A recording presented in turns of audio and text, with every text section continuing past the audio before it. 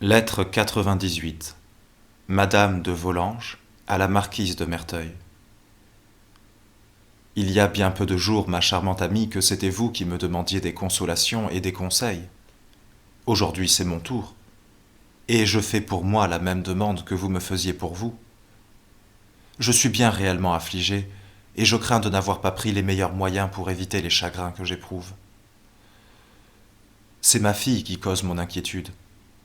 Depuis mon départ, je l'avais bien vue toujours triste et chagrine, mais je m'y attendais, et j'avais armé mon cœur d'une sévérité que je jugeais nécessaire. J'espérais que l'absence, les distractions détruiraient bientôt un amour que je regardais plutôt comme une erreur de l'enfance que comme une véritable passion. Cependant, loin d'avoir rien gagné depuis mon séjour ici, je m'aperçois que cet enfant se livre de plus en plus à une mélancolie dangereuse, et je crains tout de bon que sa santé ne s'altère. Particulièrement depuis quelques jours, elle change à vue d'œil. Hier surtout, elle me frappa, et tout le monde ici en fut vraiment alarmé. Ce qui me prouve encore combien elle est affectée vivement, c'est que je la vois prête à surmonter la timidité qu'elle a toujours eue avec moi. Hier matin, sur la simple demande que je lui fis si elle était malade, elle se précipita dans mes bras en me disant qu'elle était bien malheureuse. Et elle pleura aux sanglots. Je ne puis vous rendre la peine qu'elle m'a faite. Les larmes me sont venues aux yeux tout de suite, et je n'ai eu que le temps de me détourner pour empêcher qu'elle ne me vît. Heureusement, j'ai eu la prudence de ne lui faire aucune question, et elle n'a pas osé m'en dire davantage. Mais il n'en est pas moins clair que c'est cette malheureuse passion qui la tourmente. Quel parti prendre pourtant, si cela dure? Ferais-je le malheur de ma fille? Tournerais-je contre elle les qualités les plus précieuses de l'âme, la sensibilité et la constance? Est-ce pour cela que je suis sa mère?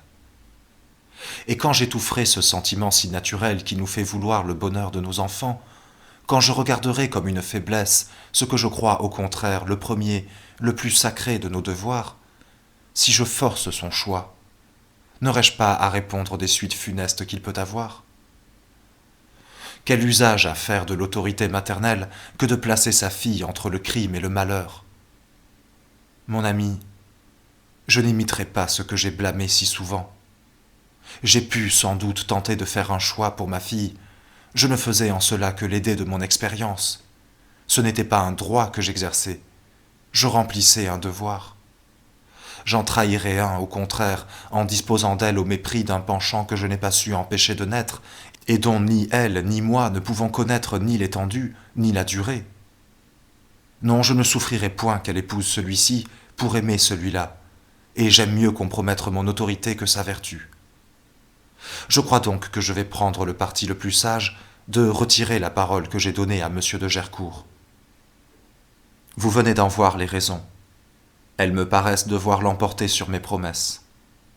Je dis plus, dans l'état où sont les choses, remplir mon engagement, ce serait véritablement le violer.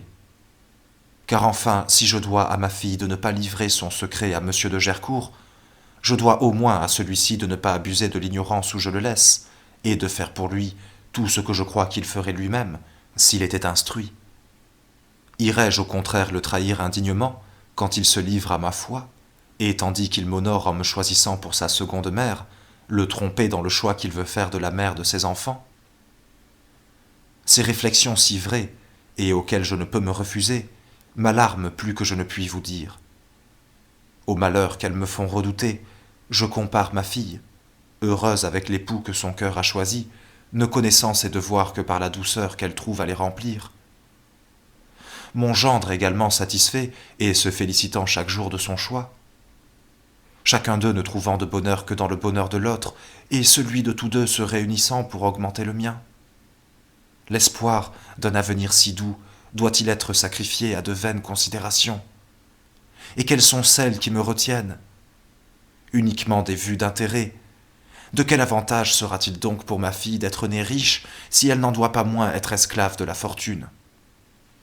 Je conviens que M. de Gercourt est un parti meilleur. Peut-être que je ne devais l'espérer pour ma fille. J'avoue même que j'ai été extrêmement flatté du choix qu'il a fait d'elle. Mais enfin, Danceny est d'une aussi bonne maison que lui. Il ne lui cède en rien pour les qualités personnelles. Il a sur monsieur de Gercourt l'avantage d'aimer et d'être aimé. Il n'est pas riche à la vérité, mais ma fille ne l'est-elle pas assez pour eux deux? Ah, pourquoi lui ravir la satisfaction si douce d'enrichir ce qu'elle aime?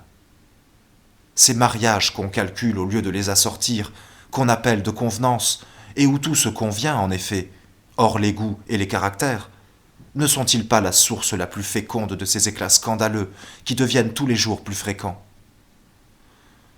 J'aime mieux différer.